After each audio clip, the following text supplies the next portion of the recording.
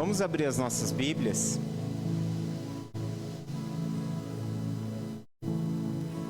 no Evangelho escrito por Marcos, capítulo 8.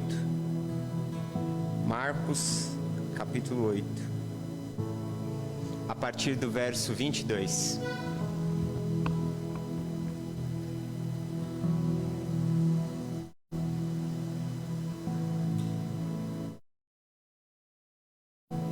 Todos acharam? Marcos, capítulo 8, verso 22.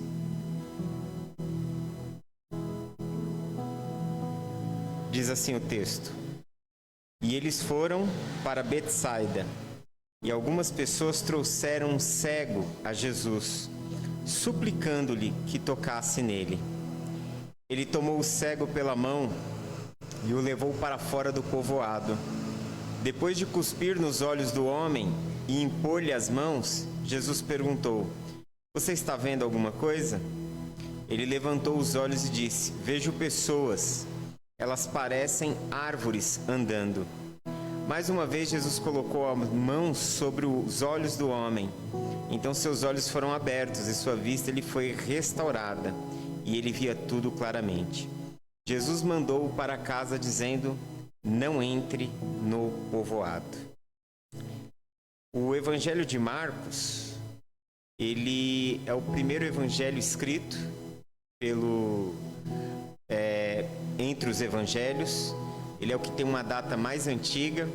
Alguns historiadores acreditam que ele foi escrito por volta do ano 60 depois de Cristo. Então, dos evangelhos, ele é o mais antigo. E você vê uma característica muito interessante no Evangelho de Marcos, que é essa característica de Jesus. Ele realiza um milagre, ele realiza uma cura, porém ele pede para que essa cura não seja divulgada. Os estudiosos deram o nome de o segredo messiânico, né? Somente em Marcos você vai encontrar estas passagens onde Jesus ele realiza um milagre, onde ele realiza uma cura, e ele pede que os seus ouvintes, aqueles que participaram, seja como ouvintes, sejam como participantes, testemunhas, ou aquele a quem recebeu o milagre, não contasse nada a ninguém. E por que isso? Por que Marcos faz esse registro? Exatamente porque ele quer fazer uma apresentação de Jesus como um servo que cumpre a sua missão, como alguém que foi enviado por Deus, não para ficar nos holofotes, não para ser uma figura reconhecida, não para ser uma figura aclamada, mas para ser alguém que cumprisse a missão do Pai.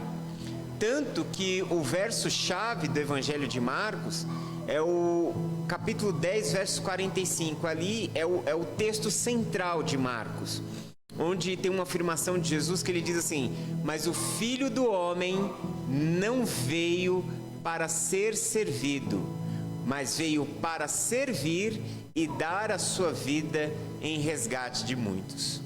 Então, por isso, você vai perceber que tudo aquilo que Jesus ele vai realizando nesse evangelho, ele vai realizando de uma forma oculta.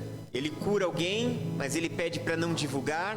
Ele liberta alguém, mas ele fala para a pessoa não espalhar isso, manter isso em segredo. Por quê? Exatamente porque a temática desse evangelho é mostrar o servo. E quem é o servo? O servo não é aquele que está no palanque. O servo não é aquele que está na luz dos holofotes. O servo é aquele que está nos bastidores. Como dizem nas gravações de cinema, no making of, que está ali por trás dos bastidores. E isso também nos revela um fato muito interessante, que esse texto de Marcos, esse evangelho, começa a nos apresentar o ato de Deus trabalhar em nós de uma forma muito individual. Já que ele é o evangelho do segredo, já que ele não é o evangelho que é anunciado, não é o evangelho onde a história de Jesus ela ganha, vamos dizer assim, holofotes, mas é o evangelho que apresenta Jesus nos bastidores. Isso também começa a nos falar um pouco sobre intimidade. Intimidade é aquilo que nós vivemos em nossa vida, na nossa particularidade. Intimidade é aquilo que eu vivo na minha própria vida e que não é aberto aos outros, que não é exposto aos outros. Todos nós temos as nossas particularidades. Todos nós temos a nossa intimidade. Todos nós temos situações nas nossas vidas e aspectos das nossas vidas que só cabem a nós. Que só cabem a nós, que não, às vezes que não é nem possível ser compartilhado com outras pessoas, porque faz parte da vida exclusiva daquela pessoa. E por que eu estou falando sobre isso? Porque o convite de Deus para nós é um convite também para conhecê-lo. Deus quer que nós o conheçamos. Deus quer que nós venhamos a ter um relacionamento com Ele. E, segundo o Novo Testamento, um relacionamento de pai e filho. Para algumas pessoas é difícil entender relacionamentos paternos. Eu lembro que eu já conheci algumas pessoas que sempre me diziam que tinham muita dificuldade de enxergar Deus como um pai por conta dos pais que tiveram, por conta do seu pai biológico, que foi um mau pai, e isso comprometeu a sua visão de Deus como pai. E eu sempre dizia para essas pessoas, mas então, sua mãe foi boa para você? A pessoa dizia assim, então veja Deus como uma mãe. A metáfora de Deus como pai ou como uma mãe, Deus não é homem nem mulher, não é feminino nem masculino. O Novo Testamento diz que Deus é espírito. Essa é a afirmação de Jesus para a mulher samaritana e essa é a afirmação do autor aos Hebreus. É usada a metáfora de um pai por ser o criador, porque o pai é aquele que gera a vida, né? O pai é aquele que produz a vida. O pai no mundo antigo tinha a função de proteger e de cuidar. Mas algumas vezes, Jesus disse assim para a comunidade de Israel, como eu gostaria de ser semelhante a uma galinha que coloca os seus pintinhos debaixo das suas asas. Essa metáfora é uma metáfora feminina. Está falando do cuidado de uma mãe. Não é o galo que abre as asas e coloca os seus filhotes embaixo. É a galinha, é o feminino. Então, muitas vezes você vai ver a imagem de Deus apresentada como um pai, esse é o termo que era usado pela comunidade de Israel, pelo Oriente Antigo, onde a sociedade era marcada por homens, mas inúmeras vezes você vai ver expressões do cuidado e do amor de Deus, que são expressões maternas, como de uma mãe. Veja só, tem um texto em Isaías que diz assim, pode uma mãe se esquecer do seu filho ao qual amamenta? Ou seja, ele está colocando uma situação muito improvável, porque a ideia é que o amor de uma mãe é um amor muito profundo, é um amor muito intenso, que uma mãe jamais vai se esquecer do seu filho, ainda mais ele está falando de um filho recém-nascido, de um filho de colo, de um bebezinho que ainda é amamentado. Porém, aí ele diz, contudo, ainda que a sua mãe esquecesse de você, eu jamais me esqueceria. Eu tenho o nome de vocês gravado nas palmas das minhas mãos. Ou seja, que a nossa vida está continuamente diante de Deus. Que somos amados por Deus a ponto de Deus não se esquecer de nós. Então, com isso, nós vemos que é uma expressão do amor materno, ou ainda mais, um amor maior ainda. Porque ele diz, ainda que uma mãe pudesse se esquecer dos seus filhos, eu não me esquecerei de vocês. Então esse é o relacionamento que Deus quer ter conosco, um relacionamento de filiação. Somos filhos. Somos filhos. E esse tipo de relacionamento é um relacionamento que implica em intimidade. Intimidade. quando nós podemos experimentar esta convivência, este relacionamento com Deus em nossa intimidade, você será levado a conhecer a Deus de uma forma única. A forma como Deus quer se fazer conhecido a você, a forma como Deus quer tratar com a sua vida, não é, por exemplo, igual à forma que Deus quer tratar com a minha vida, porque o relacionamento de cada pessoa com Deus é único, é individual. Deus se revelou a nós de forma geral, vamos dizer assim, e específica nas Escrituras. Você tem uma revelação geral de Deus na criação, uma revelação específica de Deus em Jesus e nas Escrituras, mas o relacionamento, ele é pessoal. Com isso eu quero dizer que quando você começa a caminhar com Deus, você irá viver experiências únicas na sua vida. As experiências que você irá viver com Deus, elas são experiências suas, elas são experiências que farão parte da sua vida e da sua história. E as experiências que você terá com Deus na sua jornada, na sua caminhada, na sua vida, não será igual à experiência de ninguém. Pode ter lá uma certa semelhança, pode ser até um pouco parecida, mas igual não é. Por quê? Porque Deus te chamou para viver algo único, porque a sua vida ela é única. Sendo assim, nós vamos precisar também permitir que Deus possa desfrutar ou ter a oportunidade, o espaço para que a gente possa abrir o nosso coração para Ele.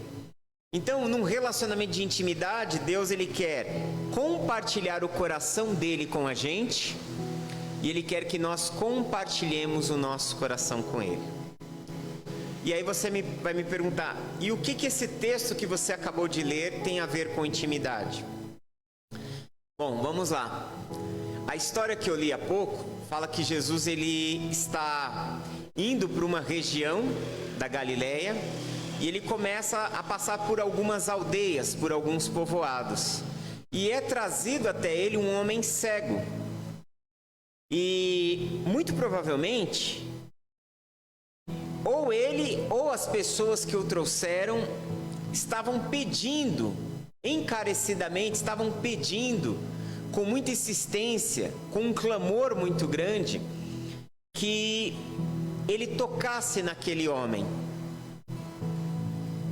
Veja que o texto diz, trouxeram um cego a Jesus, e a NVI diz assim, suplicando-lhe que tocasse nele. Então provavelmente essa súplica é do homem. Ele talvez já ouviu falar de Jesus, e ele tinha essa necessidade. E tudo bem, o homem foi trazido até Jesus. E Jesus poderia ter curado ele ali, diante de todo mundo. Poderia ter curado ele ali, diante daquelas pessoas.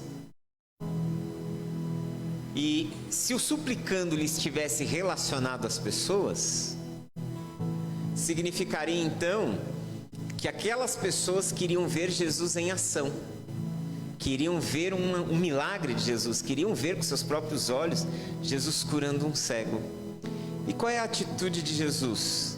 Ele olha para aquele homem, ele vê a necessidade daquele homem, e aí o texto no verso 23 diz que ele toma o cego pela mão e o leva para fora do povoado.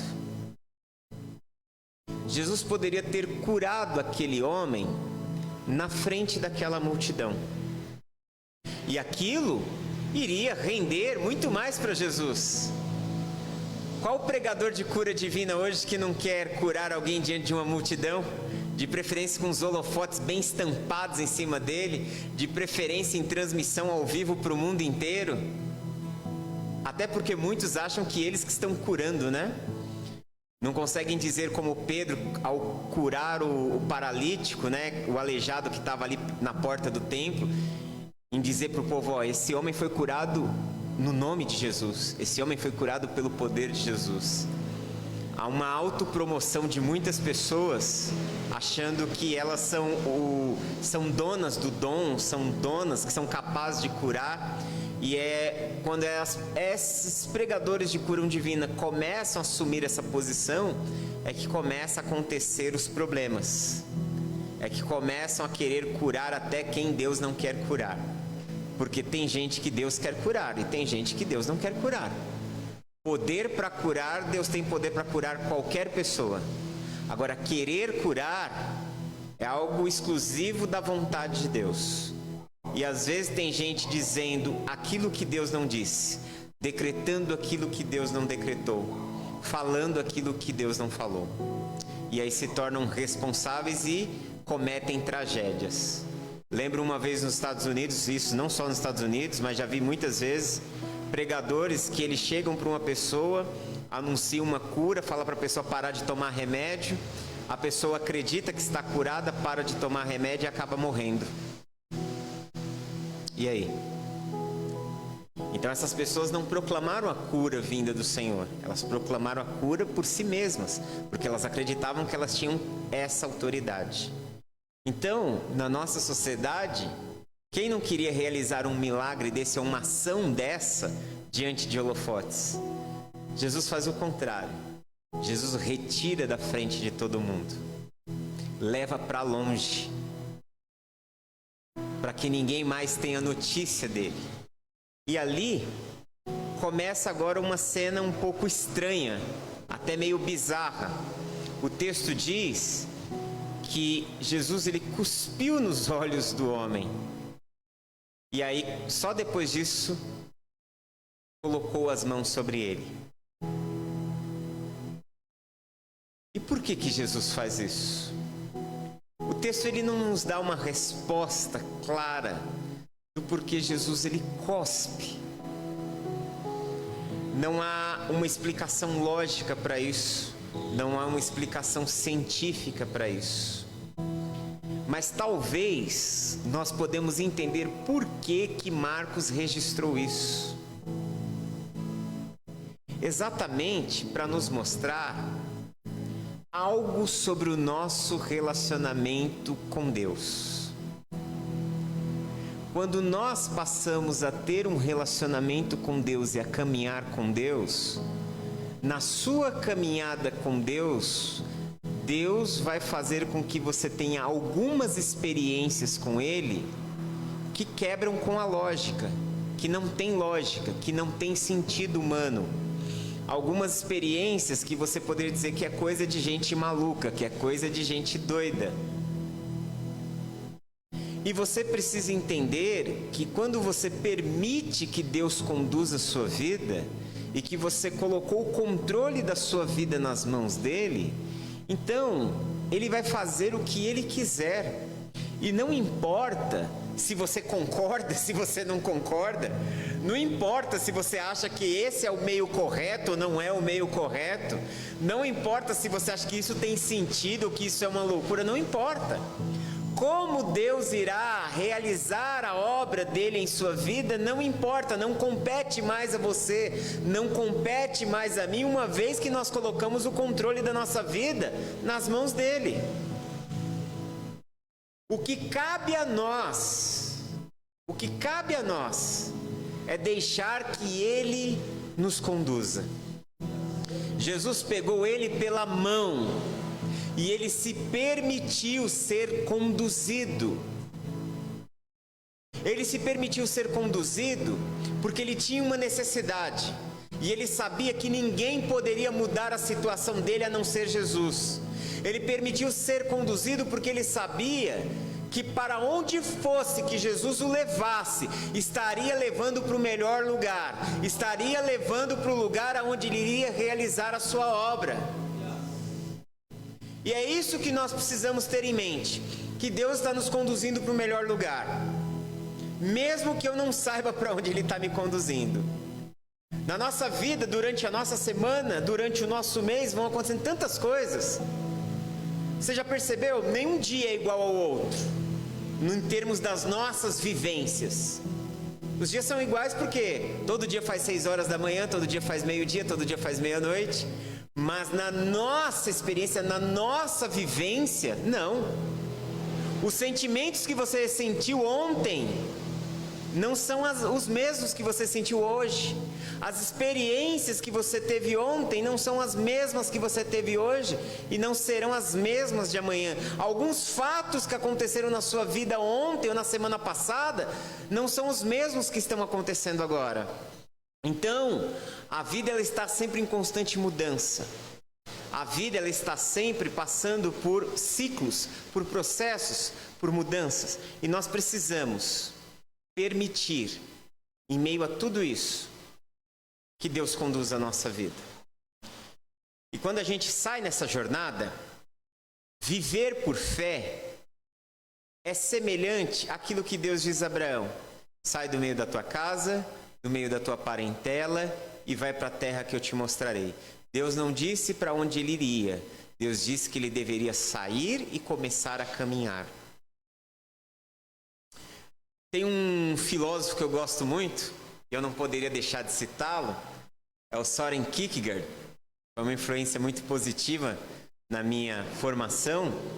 O Kierkegaard tem um livro que ele fala sobre o sacrifício de Abraão. E ele diz que o chamado de Abraão é um chamado à fé. E aí ele diz o seguinte: a fé é um salto no escuro. Então, se nós estamos dispostos a viver por fé, nós temos que estar dispostos a saltar no escuro. E esse salto significa que nós precisamos saber que nós seremos segurados por Deus. Nós vamos saltar de mãos dadas com Deus. Eu já conversei com algumas pessoas que saltaram de paraquedas. E a primeira vez que elas foram saltar de paraquedas, lógico, tiveram que saltar de mãos dadas com o instrutor. E mesmo assim, tinha gente que me contou que quando deu a mão ali para o instrutor e viu, o avião abriu ali e chegou a hora dela pular, ela travou, ela não conseguia nem mover para um lado nem para o outro. E se a pessoa ela não está relaxada, como é que ela vai saltar? E ela ficava ali e o instrutor tentando puxar ela e ela travada. E aí ele tem que parar e ficar conversando com a pessoa para que ela consiga pular juntamente com ele, porque senão ela vai atrapalhar. Ela enrijecida, no primeiro momento, ele está segurando ela, entendeu? Então isso vai atrapalhar muito. Então ele tenta relaxá-la, tranquilizá-la, passar a confiança, o máximo de confiança possível no equipamento que ela está usando e nele, que vai estar segurando ali por alguns momentos na queda dela.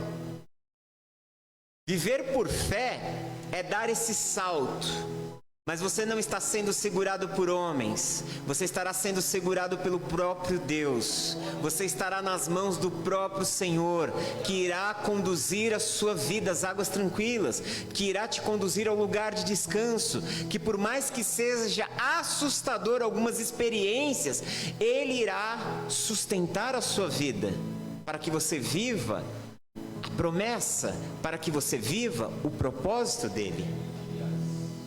Então se permita ser conduzido por Deus para fora da multidão. Permita ser conduzido por Deus para o lugar da intimidade. Permita-se ser conduzido por Deus para o lugar onde Ele vai falar com você e vai tratar com você coisas que Ele quer falar somente com você e com mais ninguém. Por isso Jesus ele tem essa atitude e Marcos nos faz esse registro de algo tão fora do comum, fora da curva, né? Jesus cuspiu nos olhos do homem para depois impor a mão. E aí, olha só, um outro fato que você só vai ver nesta passagem. Esta é a única narrativa, é o único texto nos evangelhos onde uma cura de Jesus não acontece no exato momento que ele fala, ou no exato momento que ele ora. Ele impõe as mãos e pergunta para o homem: você está vendo alguma coisa? E aí no verso 24 ele levantou os olhos, ou seja, ele abriu os olhos e disse: vejo pessoas, mas elas se parecem árvores andando. O que isso significa? Que a sua visão não estava nítida. A sua visão, ela estava muito ofuscada ainda. A sua visão não era clara. Ele falou: eu vejo os homens como árvores.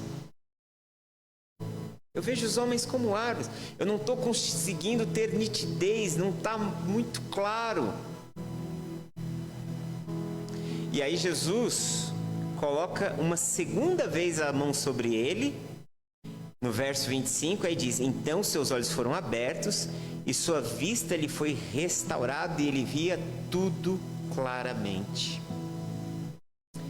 E por que também, nesse texto, é o único texto onde essa cura não acontece de uma única vez? Por que que o evangelista registra essa cura parcial de Jesus? Porque se Jesus fosse de novo alguém que estivesse buscando fama, ele não iria postar um Reels mal feito. Ele iria procurar um melhor Reels possível, certo? Se ele fosse alguém atrás de imagem, de popularidade, ele, com o poder que ele tinha, ele faria de uma vez só, talvez nem tocaria a mão para a coisa ser mais assustadora e assombrosa. Mas não, esse texto é o único texto que fala sobre isso e só tem nesse evangelho. Não é reproduzido nos outros, nem em Mateus, nem em Lucas. E por quê? Você percebe? E eu quero usar esta cura como um símbolo para nós, exatamente dentro desse assunto da nossa caminhada com Deus, que quando nós estamos caminhando com o Senhor, o nosso entendimento da vontade de Deus não é claro. Por isso, andar por fé é um salto no escuro. Deus não vai te explicar a obra dele. Ele vai fazer com que você ande em obediência a ele. E aí, quando você começa a andar em obediência a ele, as coisas vão começando a se tornar mais claras. Não do dia para a noite, progressivamente. Você não vai compreender nada da sua caminhada se você não caminhar. A fé cristã, a caminhada com Deus, ela implica que você dê o passo. Você vai ter que dar o primeiro passo, depois você vai dar o segundo passo, depois você vai dar o terceiro passo, e você vai dar passos após passos. E somente conforme você vai caminhando, você vai descobrindo a vontade de Deus. Somente quando você vai caminhando, algumas coisas vão se tornando mais claras. Deus não falará para você tudo o que você vai passar na sua jornada. Até porque se falar, você pulava fora. Pode ter certeza disso. Se você, olhando até hoje mesmo para a sua vida, se você soubesse que você iria passar na sua vida algumas coisas que você já passou, desde o momento que você creu em Cristo, desde o momento que você aceitou andar em aliança com Deus, você já tinha pulado fora. Então, também por isso, Deus não te fala. Você vai descobrindo na caminhada. E o que você vai perceber é que nessa caminhada, não é somente a vontade de Deus que você vai descobrir. Você vai descobrir que você vai ser mudado, que você vai ser transformado, que você vai viver a cada experiência, a cada situação que aparece na sua vida, seja ela boa, seja ela ruim, você vai conhecer um pouco mais de Deus. Mas você também vai conhecer um pouco mais sobre você. Você vai conhecer um pouco mais sobre Deus, mas você vai conhecer um pouco mais sobre as outras pessoas. Você vai conhecer um pouco mais sobre Deus, mas você vai conhecer um pouco mais sobre a vida também. E não tem como, diante de uma experiência como essa, você não mudar, você não ser transformado. Jesus não queria apenas fazer com que aquele homem enxergasse.